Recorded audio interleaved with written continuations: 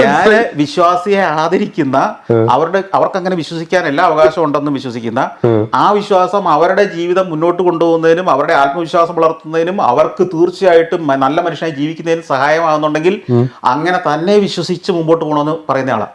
അപ്പൊ എനിക്ക് എല്ലാ മതത്തിലുള്ള ഏറ്റവും നല്ല സുഹൃത്തുക്കളുണ്ട്. അയാളെ രാഷ്ട്രീയമായി ഉപയോഗിക്കാൻ എളുപ്പം ആവുകയും സമൂഹത്തിന് അയാൾ ഒരു ലയബിലിറ്റി ആയി മാറുകയും ചെയ്യില്ലേ? അതാ ഞാൻ പറഞ്ഞത്, ബുദ്ധിയുള്ള ഒരാൾക്ക് ഈ ചൂഷണത്തിന് വിധേയനാവാതെ നിൽക്കാനുള്ള കഴിവൂടെ ഉണ്ടാവണം. ഇപ്പൊ ഞാനൊരു കാര്യം ചോദിക്കട്ടെ, എനിക്ക് മാനസിക പ്രശ്നങ്ങൾ ഉണ്ടാവാം, അല്ലെങ്കിൽ ഒരു മാനസികമായ തകർച്ച ഉണ്ടാവാം, ഡിപ്രഷൻ ഉണ്ടാവാം. അവിടെ എന്നെ സഹായിക്കാൻ ചുറ്റുമുള്ള മനുഷ്യർ പ്രാപ്തരല്ല എന്ന് ഞാൻ തിരിച്ചറിയുന്ന ഒരു ഘട്ടം ഉണ്ടാവില്ലേ?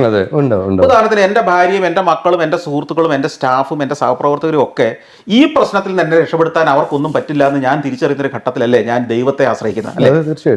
അങ്ങനെ ഞാൻ ദൈവത്തെ ആശ്രയിക്കുമ്പോ എനിക്കിനി മുമ്പോട്ട് പോകാനുള്ള കരുത്ത് കിട്ടുന്നുണ്ടെങ്കിൽ എന്താണ് അതിന് തെറ്റ്? എല്ലാവരും തെറ്റില്ല. അതാണ് ഞാൻ ഈശ്വര വിശ്വാസം ഞാൻ ഈ പറയുന്നത്. അങ്ങനെയുള്ള ഘട്ടങ്ങളിൽ അത് വ്യക്തി അതാണ് ഞാൻ പറഞ്ഞത്.